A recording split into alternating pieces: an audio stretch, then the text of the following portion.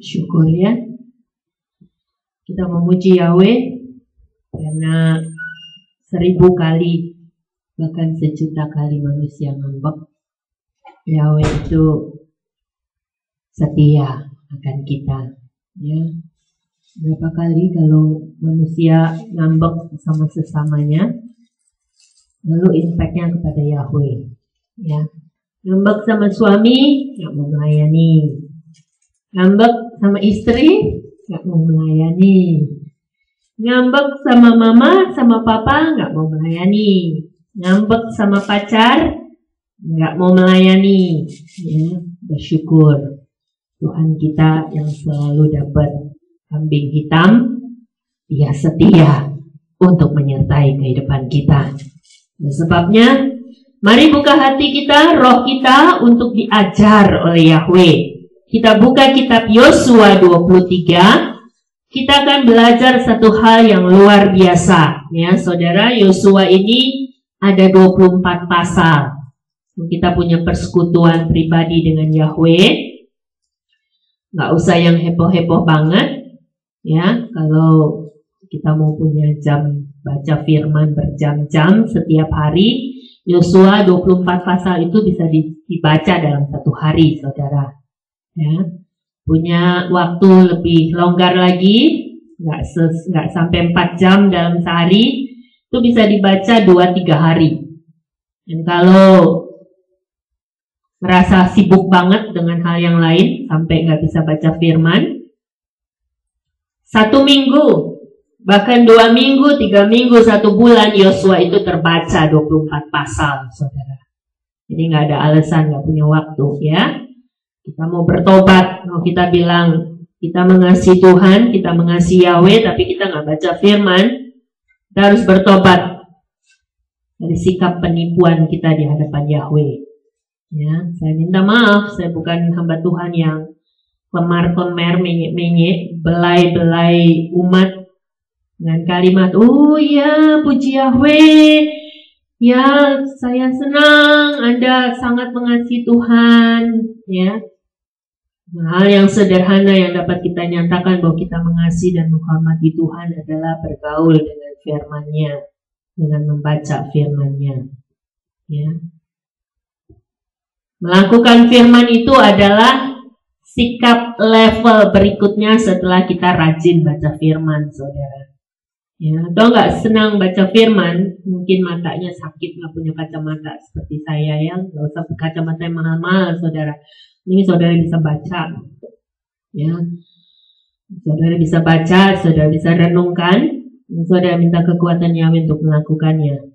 Kitab Yosua ini adalah kitab yang menggambarkan perjalanan bangsa Israel setelah kematian Musa saudara ya. Tanggung jawab yang Yahweh kasihkan kepada Musa itu beralih kepada Yosua. Yosua pimpin bangsa Israel itu menuju tanah perjanjian. Ya, kalau kita baca dari pasal 1 sampai 22, kita akan melihat bahwa di dalam pasal yang ke-22 itu Yahweh memberikan otoritas kepada Yosua untuk membagi-bagikan tanah warisan kepada ke-12 suku bangsa Israel. Ya. Di sana ada pembagian, yang ini buat si keturunan Ruben, ini keturunan Yehuda, ini keturunan Benyamin, ini keturunan Gad, dan semua ke-12 anak dari Yakub, saudara. Dan di situ dituliskan bahwa bangsa Lewi itu tidak dapat warisan apa-apa, saudara. Ya, bangsa Lewi itu berurusan langsung dengan Yahweh. Dan Yahweh memakai ke-11 suku-suku yang lain itu untuk memberkati keturunan Lewi. Ya.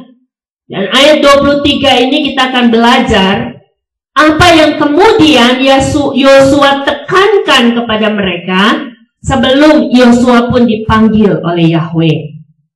Saudara, sebelum kita baca dari ayat yang pertama sampai ayat yang ke-16 di dalam Yosua 23, saya mau ajak saudara baca ayat 15 bersama-sama. Mari kita baca bersama-sama. Dan akan terjadi sebagaimana terjadi kepadamu setiap hal yang baik yang telah Yahweh Elohimmu katakan kepadamu, demikian pula Yahweh akan mendatangkan ke atasmu setiap hal yang jahat, sampai Dia memusnahkan kamu dari tanah yang baik ini, yang telah Yahweh Elohimmu berikan kepadamu. Saudara, bangsa Israel itu dipanggil oleh Yahweh keluar dari tanah Mesir, keluar dari tanah perbudakan, keluar dari masa kesesakan, masa penderitaan, masa pengujian, ya. Saya mau tanya di tempat ini, sejak kita lahir, saudara, ya, ada beberapa di antara kita yang umurnya udah lebih dari 40 tahun, saudara. Nggak usah bicara 40 tahun, bicara 1 tahun. Siapa di antara kita yang dalam 1 tahun nggak beli sepatu baru? Ya, waktu dulu kita masih merayakan Natal, setiap hari Natal semua orang punya sepatu baru. Kita sekarang nggak rayakan Natal lagi sejak berapa tahun yang lalu. Tapi saya percaya bukan berarti dalam setahun kita nggak pernah beli sepatu. Nah, saudara bisa baca dari kitab suci, selama mereka berjalan di dalam padang pasir, masa keluar dari tanah Mesir ke tanah perjanjian, boro-boro beli sepatu, saudara. Toko sepatu juga nggak ada di sana. Padang pasir, saudara. Yahweh pelihara hidup mereka. Ya, pagi ini begitu buka pintu mobil, Ibu Yuli bilang, wah, ini sebenarnya 20 derajat loh, dingin. Tapi karena kita sudah melewati di bawah 0 derajat, udara seperti ini rasanya anget banget ya. Ini berbicara tentang kalau kita sudah ngalamin yang lebih berat,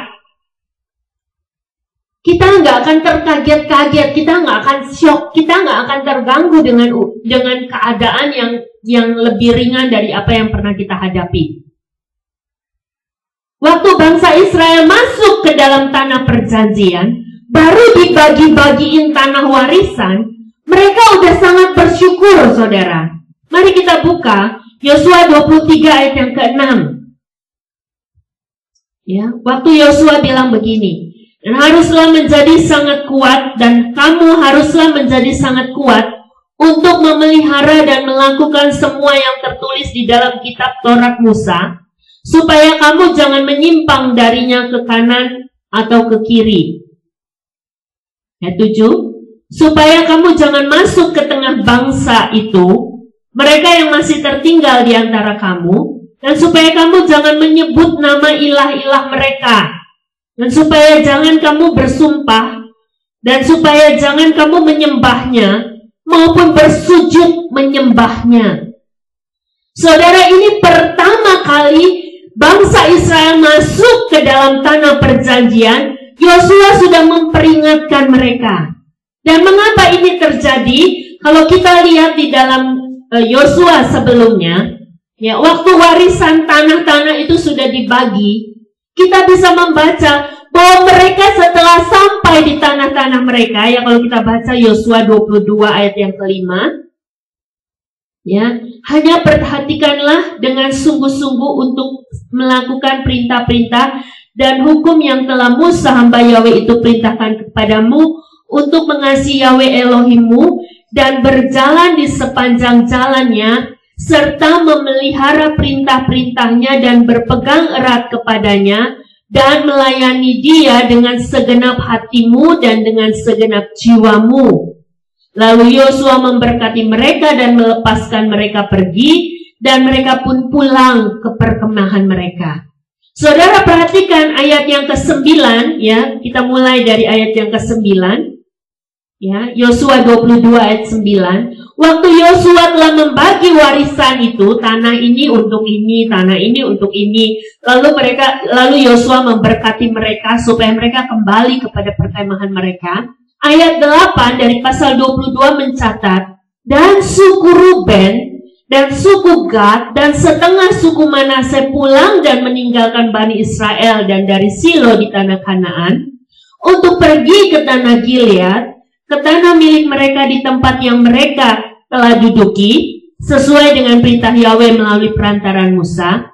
Dan ketika mereka sampai di wilayah-wilayah Yordan yang berada di tanah Kanaan, maka suku Ruben, suku Gad, dan setengah suku Manase mendirikan sebuah mezbah di tengah sungai Yordan, sebuah mezbah yang tampak sangat besar. Saudara perhatikan ini. Kalau kita baca dari Kejadian sampai Wahyu, kita akan belajar dari profil-profil orang pilihan Yahweh. Orang yang dibela hidupnya oleh Yahweh. Kemanapun Yahweh membawa mereka, kemanapun Yahweh menggenapi janjinya kepada mereka, mereka nggak lupa untuk mendirikan mezbah bagi Yahweh. Adakah ini yang menjadi kerinduan kita? Adakah ini yang menjadi kerinduan saya dan saudara? Kalau kita tahu bahwa kita hidup dari kemurahan demi kemurahan Yahweh, dari kebaikan demi kebaikan Yahweh, dari pimpinan Yahweh di sepanjang kehidupan kita, adakah kita peduli kemanapun Yahweh membawa kita, kemanapun Yahweh membagi warisannya kepada kita, kemanapun Yahweh menggenapi janjinya dalam hidup kita, adakah kita selalu peduli dengan ketetapan dan perjanjian kita dengan Yahweh? Yahweh ingin kita, kemanapun kita pergi, kita selalu rindu untuk mendirikan mezbah bagi Dia. Karena apa? Yosua 23 ayat 15 menyatakan, dan akan terjadi sebagaimana terjadi kepadamu setiap hal yang baik yang telah Yahweh Elohimmu katakan kepadamu, demikian pula Yahweh akan mendatangkan ke atasmu setiap hal yang jahat sampai Dia memusnahkan kamu dari tanah yang baik ini yang telah Yahweh Elohimmu berikan padamu. Saudara, ini harus menjadi kesadaran di dalam hidup saya dan hidup saudara, bahwa Yahweh itu adalah pribadi yang utuh. Dia bukan pribadi yang hanya bisa membelai kita, mengasihi kita, memperlakukan kita dengan lembut, ya, menolong kita, menyediakan jalan keluar dalam setiap pergumulan kita, membela hidup kita, memprotek kita dari segala pengaruh orang jahat dan kuasa jahat. Tapi Yahweh juga adalah pribadi yang mampu menyatakan kedaulatannya ketika kita melupakan Dia. Ketika kita membangkang terhadap ketetapannya. Ketika kita mulai tidak peduli dan mulai melupakan semua perbuatan Yahweh dalam hidup kita.